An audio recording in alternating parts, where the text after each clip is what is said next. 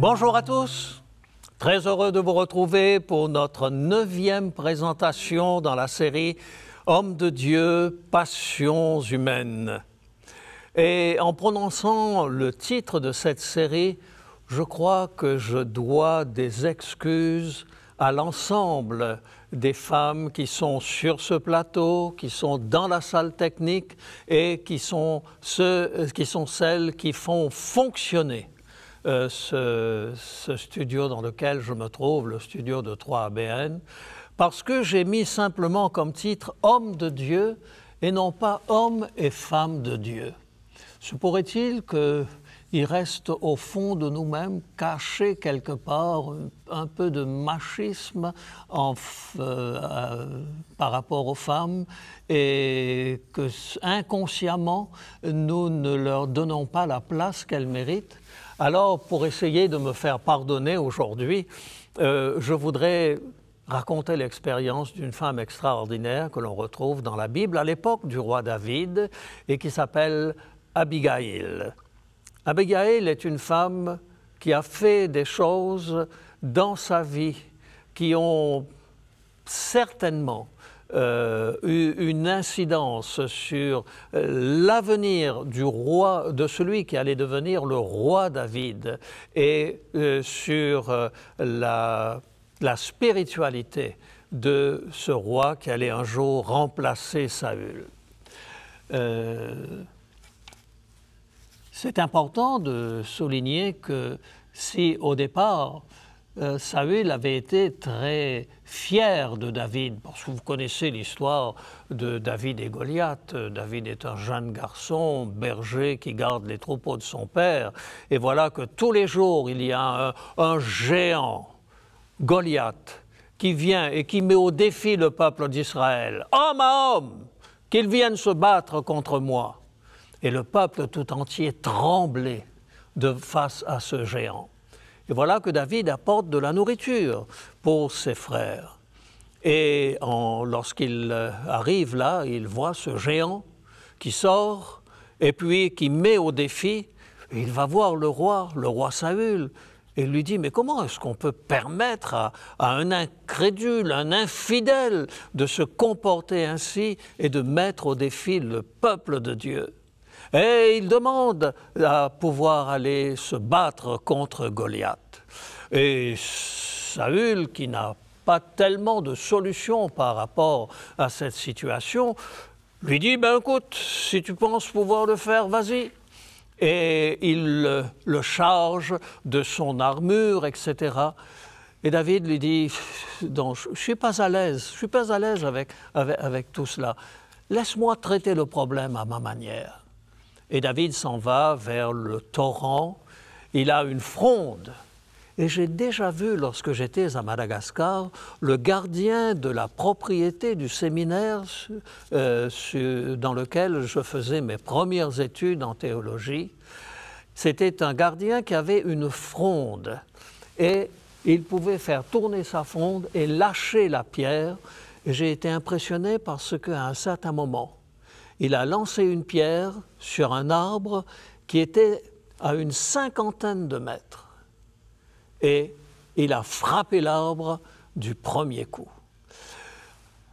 Et David, certainement, lorsqu'il était gardien des troupeaux de son père, avait dû s'exercer. Et il va donc vers le torrent, prend 5 cailloux qui lui conviennent, les met dans sa gibecière et il vient se présenter devant Goliath. Et Goliath le regarde, il a son bâton de berger, David à la main, il a sa fronde à la main. Et Goliath le regarde du haut de sa grandeur. « Suis-je un chien pour que tu viennes à moi avec un bâton et avec des pierres ?» Et David s'arme de sa fronde, frappe le géant au niveau du front et le géant tombe. Et la suite de cette histoire n'est certainement pas une histoire à raconter à nos enfants pour en tirer une leçon spirituelle, car effectivement, il va se précipiter vers ce géant, va le trucider et va recevoir l'hommage de tout le peuple. Les femmes chantaient, et chantaient en disant Saül, le roi, a tué ses 1000, et David a tué ses 10 000. Et la haine de Saül a commencé probablement ce jour-là. Et à un certain moment, la colère de Saül par rapport à David va être si grande qu'il va le poursuivre. Et l'épisode dont je voudrais parler aujourd'hui et parler de cette femme Abigail se trouve dans le premier livre de Samuel au chapitre 25 et à partir du verset 1er. Samuel mourut, tout Israël s'étant assemblé le pleura, et on l'enterra dans sa demeure à Rama. Ce fut alors que David se leva et descendit au désert de Paran. Il y avait à Maon un homme fort riche, possédant des biens à Carmel. Il avait 3000 brebis, 1000 chèvres, et il se trouvait à Carmel pour la tonte des brebis. Le nom de cet homme était Nabal, et sa femme s'appelait Abigail. C'était une femme de bon sens et belle de figure, mais l'homme était dur et méchant dans ses actions. Il descendait de Caleb. David apprit au désert que Nabal tondait ses brebis. Il envoya vers lui 10 jeunes gens auxquels il dit « Montez à Carmel et allez auprès de Nabal. Vous le saluerez en mon nom et vous lui parlerez ainsi. Pour la vie, sois en paix, et que la paix soit avec ta maison et tout ce qui t'appartient. Et maintenant, j'ai appris que tu as les tondeurs.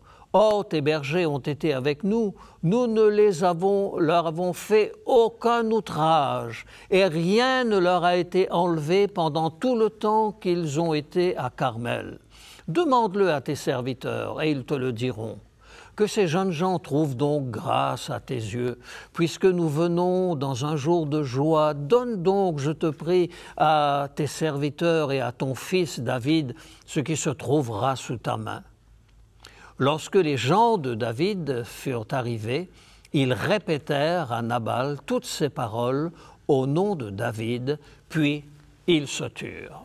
Voilà, dans ce texte, donc, le contexte nous est décrit, c'est la période de la tonte des brebis, et comme il n'y avait pas de règles très définies entre les différentes tribus et les peuples qui occupaient toute cette région du Moyen-Orient, eh bien, parfois on avait recours à des bandes qui devaient protéger un troupeau, et les riches fermiers, les riches bergers récompensaient financièrement ces gens-là.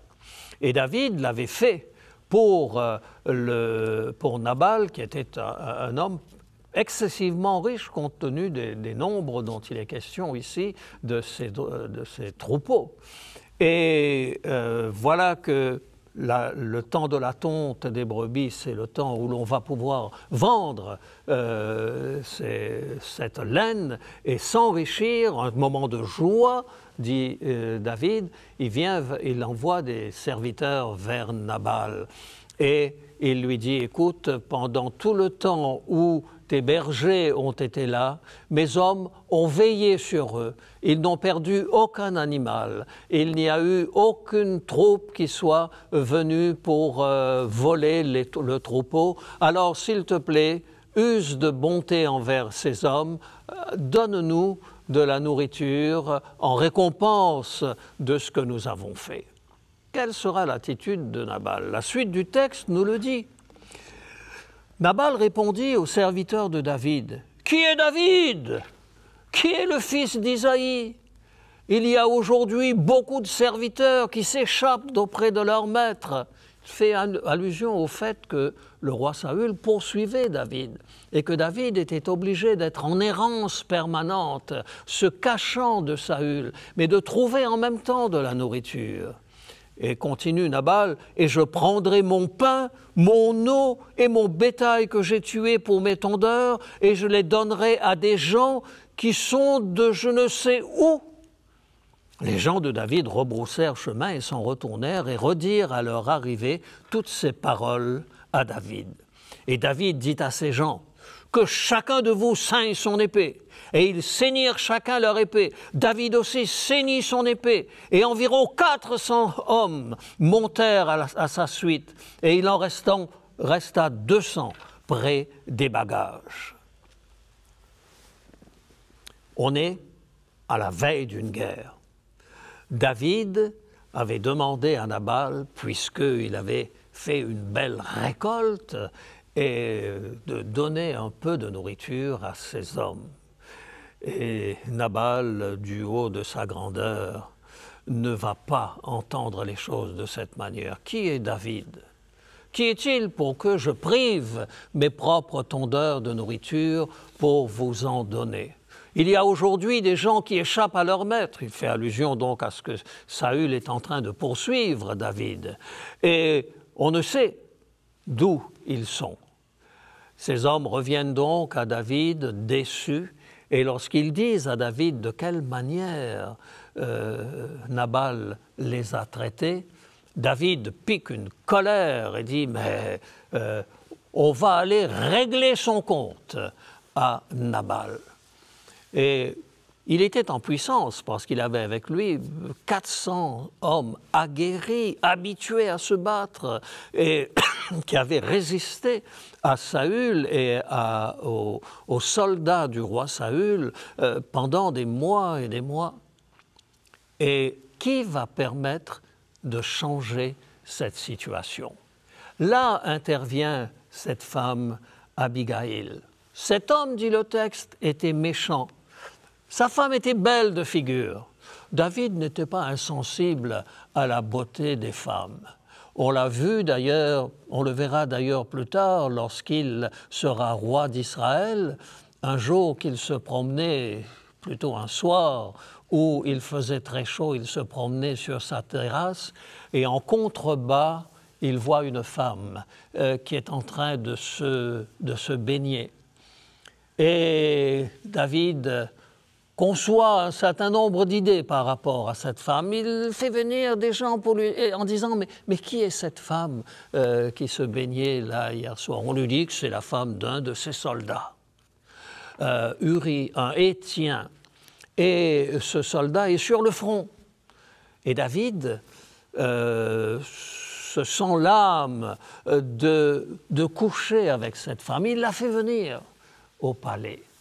Et on ne résiste pas au roi. Vous savez que même en France, jusqu'au Moyen-Âge, il y a eu ce qu'on a appelé le droit de cuissage. Et les rois avaient tous les droits sur leur peuple. Et c'est ce qui se passe. Et le problème, c'est que quelque temps après, cette femme se rend compte qu'elle est enceinte du roi David. Elle le lui fait dire. Et à ce moment, David va trouver une solution. Il va demander à son général de mettre le mari de cette femme au plus fort de la bataille, prétextant que c'était l'un de ses meilleurs soldats. Le général le fit et le résultat des courses, c'est que ce soldat fut tué à la bataille et David, à ce moment, put faire venir cette femme comme son épouse. C'est une sale histoire, mes amis. Un comportement inacceptable. Un comportement dans lequel David va être un très fin politicien. Parce qu'il gagne sur tous les tableaux. Les gens ne savent pas ce qui s'est passé entre lui et cette femme. Mais par contre, quand ce soldat meurt et que David recueille sa femme, le peuple tout entier le loue pour sa bonté, pour sa grandeur d'âme, pour sa sollicitude envers ces héros qui ont combattu pour lui jusqu'à la mort. Oui, David est sensible à la beauté des femmes. Et là, lorsque Abigail apprend cela, alors je vous lis la suite du texte, verset 14, un des serviteurs de Nabal vint dire à Abigail, femme de Nabal, « Voici David a envoyé du désert des messagers pour saluer notre maître, qui les a rudoyés. Et pourtant, ces gens ont été très bons pour nous, ils ne nous ont fait aucun outrage, et rien ne nous a été enlevé tout le temps que nous avons été avec eux lorsque nous étions dans les champs. Ils nous ont nuit et jour servi de muraille tout le temps, et nous avons été avec eux, faisant paître les troupeaux. Sache maintenant et vois ce que tu as à faire, car la perte de notre maître et de toute sa maison est résolue, et il est si méchant qu'on ose lui parler. Abigail prit aussitôt 200 pains, 2 autres de vin, 5 pièces de bétail à prêter, 5 mesures de grains rôtis, 100 masses de raisins secs et 200 de figues sèches. Elle les mit sur des ânes et elle dit à ses serviteurs, « Passez devant moi, je vais vous suivre. » Elle ne dit rien à Nabal, son mari. Montée sur un âne, elle descendit la montagne par le chemin couvert, et voici David et ses gens descendaient en face d'elle, en sorte qu'elle les rencontra. David lui dit, « C'est bien en vain que j'ai gardé tout ce que cet homme a dans le désert, et que rien n'a été enlevé, tout ce qu'il possède. Il m'a rendu le mal pour le bien. Que Dieu traite ton serviteur David dans toute sa rigueur, si je laisse subsister jusqu'à la lumière du matin qui que ce soit, et qui appartiennent à Nabal. » Lorsqu'Abigail aperçut David, elle descendit rapidement de l'âne, tomba sur sa face en présence de David, se prosterna par terre. Et elle va avoir un discours absolument extraordinaire pour dire à David son mari, d'ailleurs Nabal signifiait le fou. Et elle dit à David, ben, mon mari, il s'appelle Nabal, il s'appelle le fou. Non, ne tiens pas compte de cela, mais use de bonté envers ta servante, parce que je suis prête à faire allégeance à toi. Et le jour où tu seras le roi d'Israël, souviens-toi de moi. Et c'est bien ce qui se passera. Et je me dis que dans ce genre de situations qui se reproduisent en permanence, la présence de la femme dans un foyer est quelque chose d'absolument extraordinaire. Il m'arrive parfois de dire que mon épouse est la meilleure moitié de moi-même. Et c'est vrai, c'est parfaitement vrai. Parce que dans un certain nombre de circonstances où mon tempérament aurait pu prendre le dessus, où j'aurais pu être désagréable envers des gens et peut-être me compromettre dans des situations difficiles, Élisabeth a été là pour me rappeler que ma vocation était autre que celle de répondre du tac au tac et de rendre le mal pour le mal. Et j'admire cette femme Abigail. Et lorsque, dans le livre des Proverbes, dans ce recueil de sentences, Salomon, qui a écrit plusieurs des proverbes, peut-être a-t-il eu souvenance de cette anecdote du temps de son père. Et dans Proverbes chapitre 15, verset 1er, il dit ceci, « Une réponse douce calme la fureur, mais une parole dure excite la colère. » Parole de sagesse dont nous devrions toujours nous souvenir et rendre hommage à celle que Dieu a placée à côté de nous et qui nous apporte la paix, la sérénité. Que Dieu soit notre aide et bénisse chacune des épouses, des femmes qui, grâce à elles, rendent le monde dans lequel nous sommes plus habitable. Prions.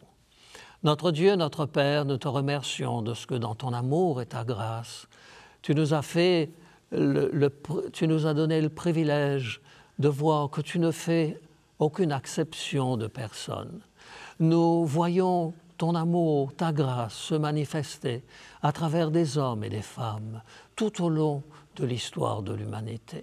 Veuille, Seigneur, que nous puissions avoir la reconnaissance que méritent nos épouses, les femmes que tu places sur notre chemin, celles qui conduisent et leur foyer et une fonction et un travail en même temps, qui mènent de front différents combats, que ta bénédiction et ta grâce soient avec elles.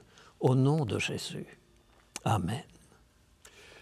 Nous voilà à nouveau sur le plateau pour le moment de questions-réponses après ce thème que nous avons abordé. Et je sais que ce thème a fait énormément plaisir autant à Élisabeth qu'à Francine. Parce qu'on a parlé d'Abigail et cette femme qui était une femme de paix et qui a réussi à modifier une situation de guerre.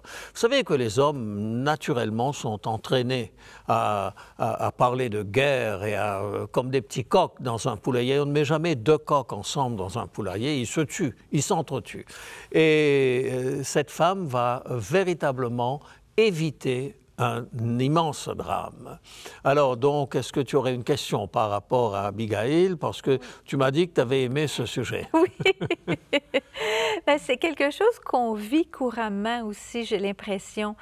La façon dont les hommes et les femmes sont à l'intérieur, les différences, ça nous amène dans beaucoup de cas à ne pas comprendre pourquoi, moi je suis une femme, pourquoi les hommes sont pas plus calmes, plus conciliants, plus...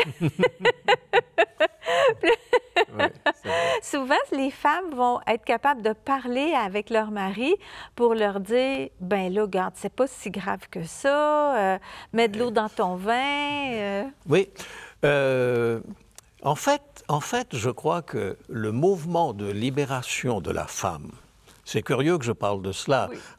à partir de ta question, mais ce mouvement de libération de la femme n'a pas su s'appuyer sur les bons leviers pour produire quelque chose qui soit vraiment pour l'épanouissement de la femme.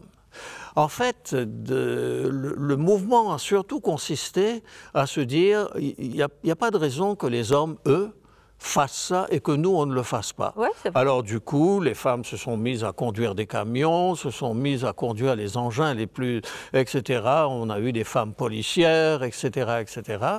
Et finalement, il y a eu comme une sorte de compétition entre l'homme et la femme. Ouais. Alors que... Je pense qu'Élisabeth a probablement dans vos conversations, l'une avec l'autre, parlé du docteur Paul Tournier. Oui. Et le docteur Paul Tournier parle justement de la mission de la femme. Et c'est là qu'on a raté quelque chose. Parce que Dieu a créé l'homme et la femme complémentaires. Oui. Et chacun était appelé à apporter sa richesse par rapport à l'autre et à mettre en commun quelque chose. Quand on parle de communion, c'est une commune union entre deux personnes et entre deux approches. Et l'approche de l'homme, bon, parlons de l'homme des cavernes, hein, et c'est le gros musclé avec son gros bâton qui va chasser le diplodocus et qui fait face, et quand il rentre avec son diplodocus sur le dos, sa femme est là avec les enfants, etc. Et elle va plus s'occuper de ce qui se passe à l'intérieur du foyer.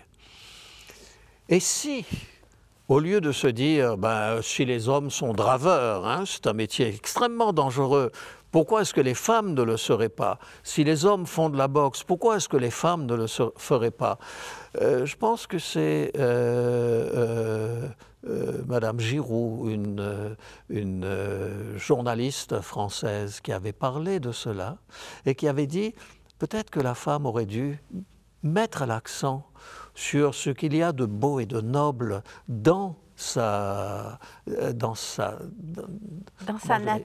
Comment? Dans sa nature. Dans sa nature et dans sa mission. Parce que, qu'est-ce qui est arrivé, par exemple, quand une femme met un enfant au monde? Écoutez, c'est l'événement le plus important dans le monde. Ouais. Si ça s'arrête, la vie s'arrête. Mm-hmm. Et on a réduit cette situation et le fait que la femme porte la vie à quelque chose de négatif. Oh, un troisième enfant, un quatrième enfant, mais quelle horreur, etc. C'est tout juste si on ne fait pas des condoléances en disant...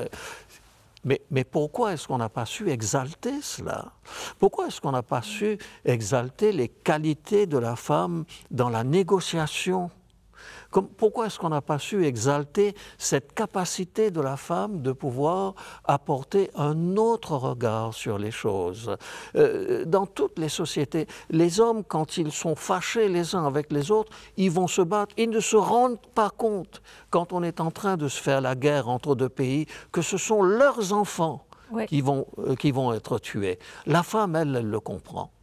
Et elle fera tout pour éviter la guerre. Mais on ne veut pas entendre la voix des femmes lorsque il y a une guerre.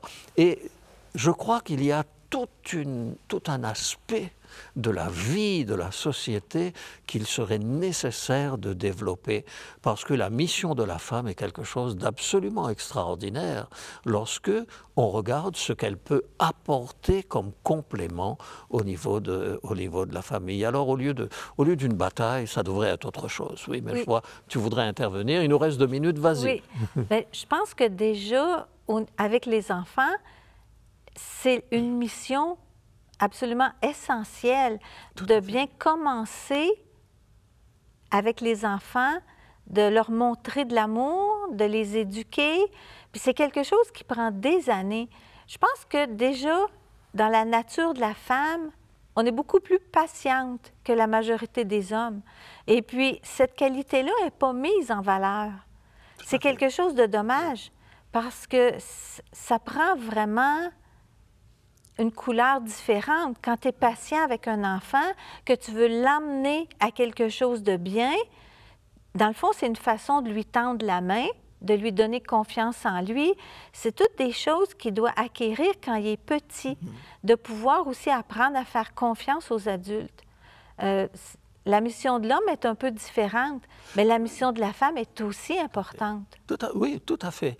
Et ça, c'est quelque chose qu'il faut mettre en valeur. Oui. C'est quelque chose. Il y a un changement à opérer au niveau même du mental qui est le nôtre. Ce n'est pas une compétition pour pouvoir faire ce que l'autre fait, mais c'est une mise en commun de choses qui, lorsqu'elles sont bien complétées, lorsqu'elles sont bien imbriquées l'une dans l'autre, peuvent produire une situation absolument merveilleuse. C'est vrai.